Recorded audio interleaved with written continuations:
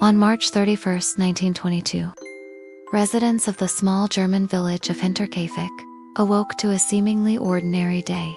Little did they know that within hours, their quiet community would be rocked by a series of events that would become known as one of Germany's most brutal and perplexing true crime cases. The story begins with Andreas Gabbert, a prosperous farmer who lived on a remote plot of land known as the Gartlener Hof, with his wife Cecilia and their adult children. Karl and Maria, plus 2 hired servants, they formed a tight-knit family unit that was well respected in the area. Life on their isolated farm was peaceful until one fateful morning when a series of strange occurrences set in motion a terrifying chain of events. The first sign of trouble was the discovery of several freshly dug holes in the farmyard. Concerned that someone might be planning to steal their livestock, the family's suspicions grew when they noticed that some of their animals had gone missing. But it wasn't until they ventured into the barn that they uncovered the full extent of the crime. They found the lifeless bodies of 2 pigs and a horse, all brutally slaughtered, their blood staining the ground a deep crimson. As news of the animal killings spread through the village, rumors began to swirl. Some whispered that it was the work of an escaped lunatic. Others spoke of a band of thieves with a taste for blood.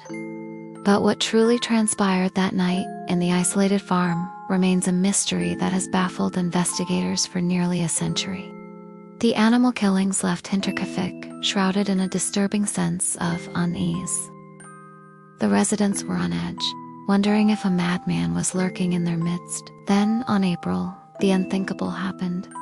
The Gruber family vanished without a trace. Their farmhouse, once a symbol of peace and prosperity, was transformed into a crime scene, leaving behind more questions than answers. When Karl didn't show up for work in Munich, his worried colleagues decided to investigate. They found his abandoned bicycle near the farm, but no sign of a struggle or any indication of what could have befallen him.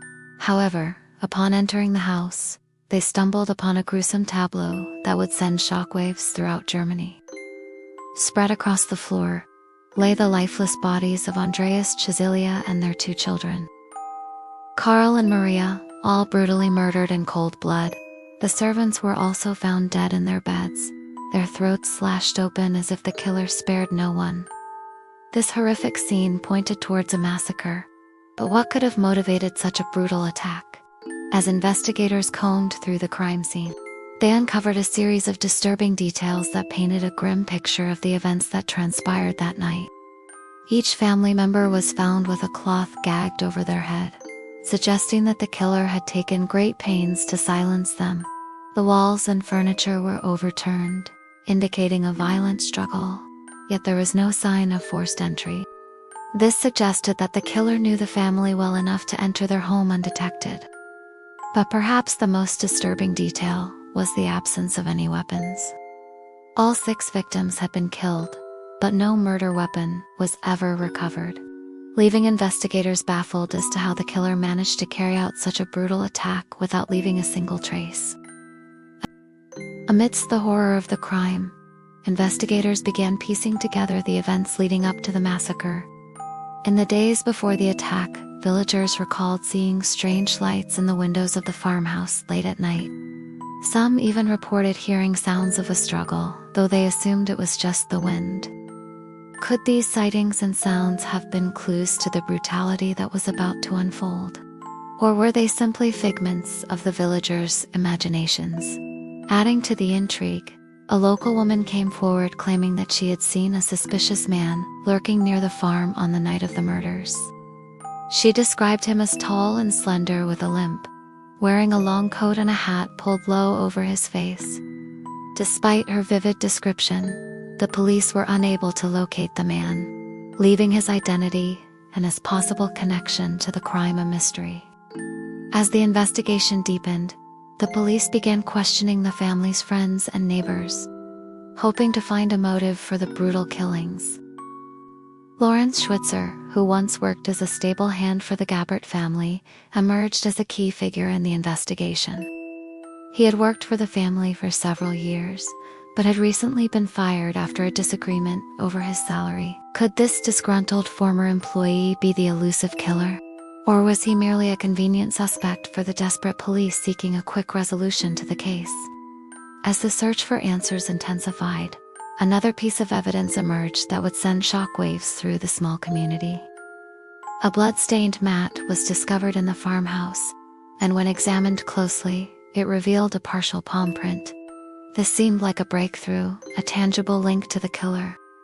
But as it turned out, this clue would lead investigators down a path of confusion and controversy that would only deepen the mystery. Initially, the police believed that the palm print belonged to none other than Lorenz Schwitzer, the disgruntled former stable hand. However, when confronted with the evidence, he vehemently denied any involvement in the crime. To make matters worse, forensic experts soon discovered that the print on the mat did not match Schwitzer's palm. This not only cast doubt on his guilt, but raised serious questions about the reliability of the police investigation. As the case grew colder, the pressure mounted on the police to find a solution. But as time went on, the trail of the Hinterkaifeck killer grew colder and colder, leading to a frustrating stalemate. Theories abounded, but concrete evidence remained elusive, leaving the case unsolved and the killer at large.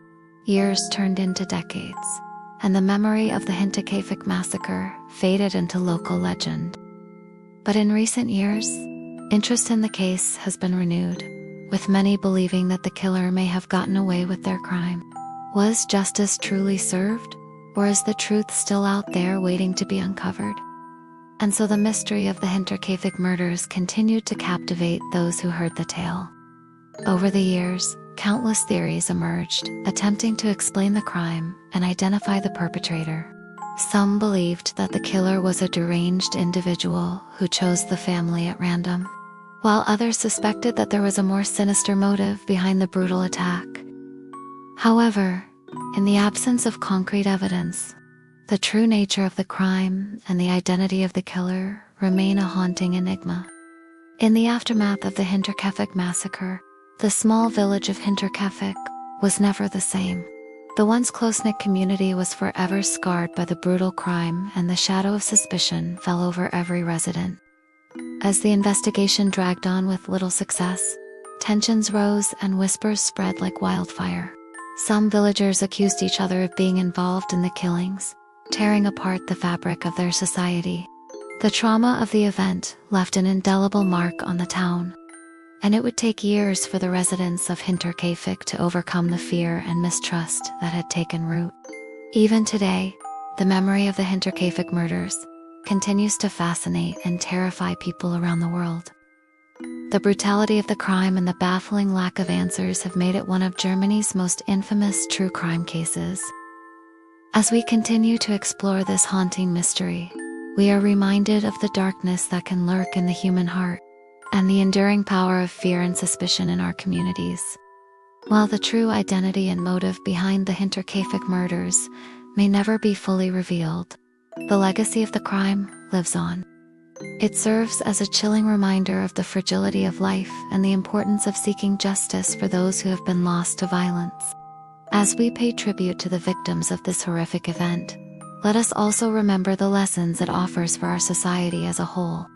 We must strive to create a world where empathy and understanding prevail over fear and prejudice, where justice is served swiftly and compassionately, and where the darkness of violence is replaced by the light of hope and healing. If you enjoyed this video, please leave a like and subscribe for more. Thank you for watching.